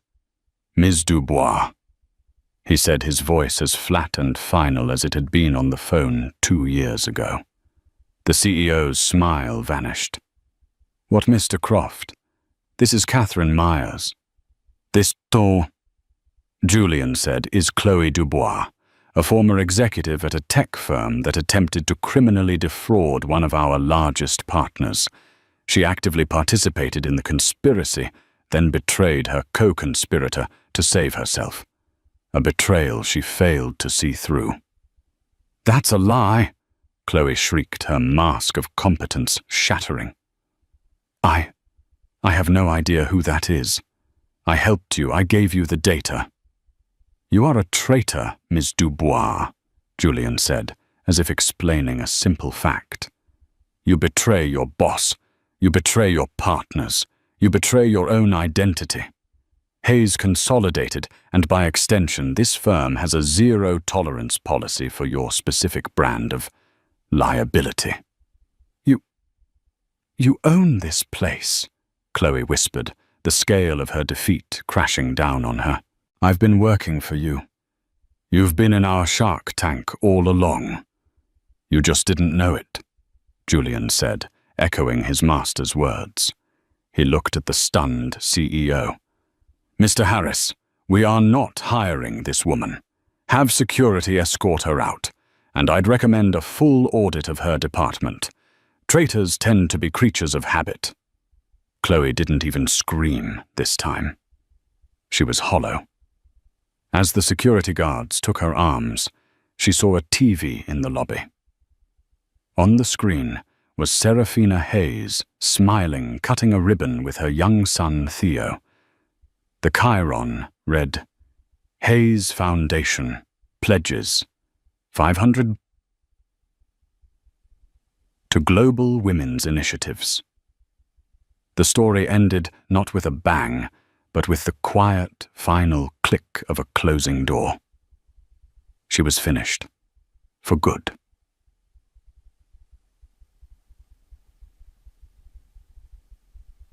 That evening, Serafina stood on the balcony of her brownstone. The city glittered below. She heard small footsteps and then felt a tug on her pants. "Up, Mummy!" She laughed, sweeping Theo into her arms. He was 3 now, bright and loud and full of joy. "Look at the lights, Theo," she whispered, kissing the top of his head. "It's all so big, isn't it?" "Big," he echoed. She held him tight, her heart full. She thought for a fleeting second of a man in a polyester uniform at a truck stop, a man whose face she could barely remember, a man who had tried to erase her and had instead given her the world. Marcus Vance had wanted a dynasty. He had wanted power. He had wanted a legacy. Serafina looked at the son in her arms and at the city she was helping to change. "He wanted it all," she whispered to the wind. "And in the end, I'm the one who got it." She went inside to her son, her father, and her life. She was not a victim. She was not an heiress. She was a Hayes, and she was just getting started. Karma isn't always instant, but when it arrives, it's often total. Marcus Vance didn't just lose his money. He lost his name, his future, and his identity. He flew too close to the sun, forgetting that the woman he dismissed as a liability was the daughter of the man who owned the sky. Serafina, in contrast, turned her deepest pain into her greatest power. She rebuilt her life, not on a foundation of revenge, but of purpose, creating a true legacy for her son. This story shows that true strength isn't about how much you have, but about who you are when it's all taken away. What did you think of Marcus's downfall? Was it justified? Let us know your thoughts in the comments below. And if you enjoyed this story of betrayal and ultimate justice, please like, share, and subscribe for more real-life drama.